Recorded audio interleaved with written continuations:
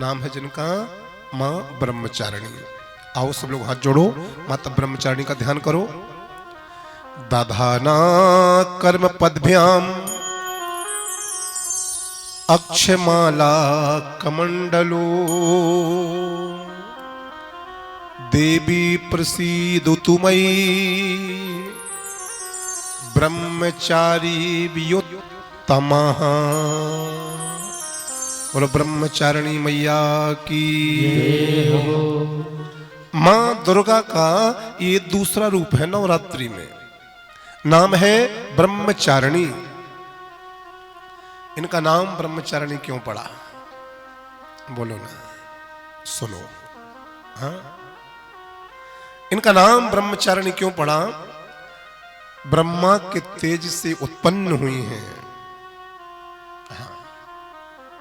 ब्रह्मा जी के तेज से इनका प्रादुर्भाव हुआ है, ब्रह्मा के तेज से इनकी उत्पत्ति हुई है, इसलिए इनका नाम पड़ा ब्रह्मचारिणी।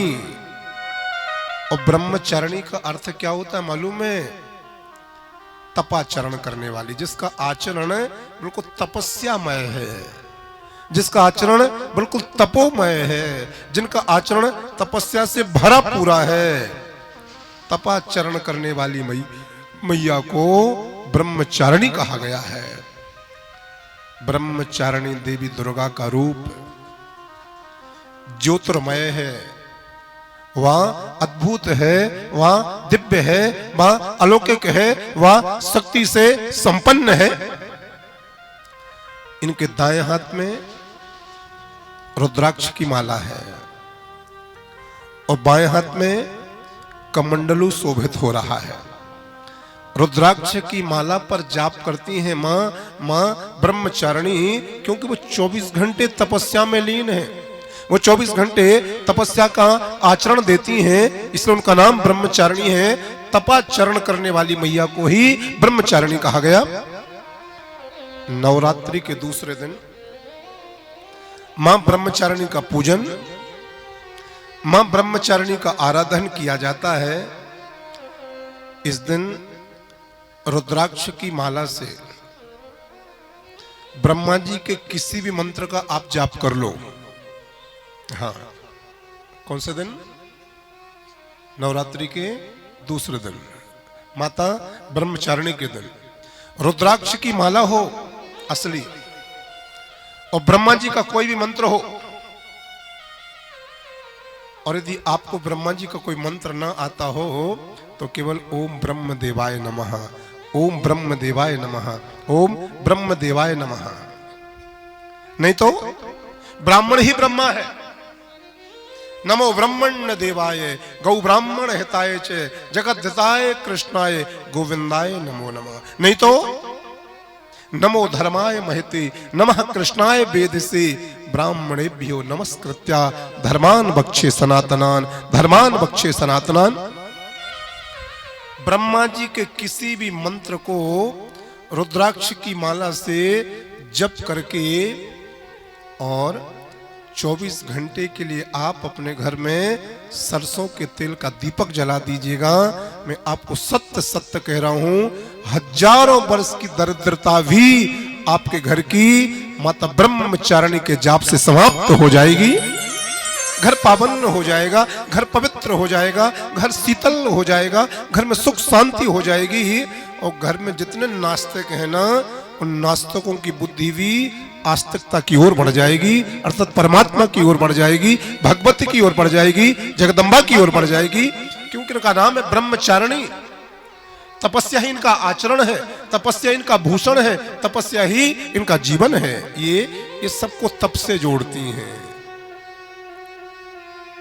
तो ब्रह्मा के तेज से उत्पन्न हुई है, इसलिए नाम है ब्रह्मचारिणी। दाएं हाथ में रुद्राक्ष है, बाएं हाथ में कमंडल है। तो ब्रह्मचारिणी मैया के दिवस पर जो रुद्राक्ष की माला से ब्रह्मा जी के किसी मंत्र का जाप करता है, उसके घर की कई पीढ़ियों की दरिद्रता मां समाप्त कर देती हैं। और इनकी आराधना करने से जीवन सदाचारी बनता है। मां ब्रह्मचारिणी की आराधना करने से जीवन में वैराग्य आता है। मां ब्रह्मचारिणी की आराधना करने से जीवन संयमी होता है। मां ब्रह्मचारिणी की आराधना से जीवन में त्याग की वृत्तियां आती हैं।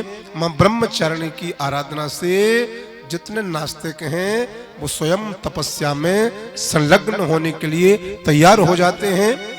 और योगी जन, अध्यात्म में जीने वाले जन इस दिन स्वाधिष्ठान चक्र में अपने मन को केंद्रित करके सिद्धियों से संपन्न होते हैं। बोलो ब्रह्मचारिणी मैया की। कितने हो गई? मां शैलपुत्री, मां ब्रह्मचारिणी। नौ दुर्गा में जो तीसरी देवी है उनका नाम है मां चंद्रघंटा। तो सब लोग हाथ जोड़ो, मां चंद्रघंटा का ध्यान करो, मन को पावन करके, शुद्ध करके, निर्मल करके। पिंडज प्रवरारूढ़ा चंड कोस्त्र कैर्युता प्रसादम तनुते मह्यम चंद्रघंटेति विश्रुता। बोलो चंद्रघंटा मैया की जय हो। मां भगवती का, मां सिरों वाली का, मां चामुंडा का, भगवती पराम्बा मां शक्ति का ये तीसरा रूप है। नाम है चंद्रघंटा। शांति दाता व कल्याणकारी है। ताली बजाओ मैया के लिए। भानुबाबू जी, मां चंद्रघंटा का पूजन करने से, मां चंद्रघंटा को सिद्ध करने से, मां चंद्रघंटा की आराधना करने से प्रत्येक व्यक्ति के जीवन में अपार शांति का अनुभव होता है। इस शांति प्रदान करने वाली मैया है चंद्रघंटा। शांति दाता व कल्याणकारी इनका रूप है, इसलिए इनका नाम है चंद्रघंटा। चंद्रमा शीतल होता ना, चंद्रमा बिल्कुल बिल्कुल बिल्कुल शांत होता ना, चंद्रमा बहुत शीतल होता है। तो जो माता चंद्रघंटा का पूजन करते हैं उनके लिए शांति प्राप्त होती है। देह कांति इनकी बिल्कुल स्वर्ण के जैसी है, चमकीली। तथा इनका जो वाहन है वो है शेर। मां चंद्रघंटा अपने भक्तों पर पुत्र के जैसे स्नेह वृष्टि करती हैं तथा स्वभाव से बिल्कुल विनम्र हैं। जैसे एक मां अपने बेटे का ध्यान रखती है ना, जैसे एक मां अपने बेटे का खूब केयर करती है ना, जैसे एक मां अपने बेटा के लिए बहुत स्नेह करती है।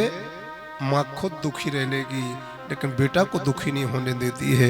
मां खुद भूखी हो गए लेकिन अपने बेटा को भूखा नहीं रहने देती है।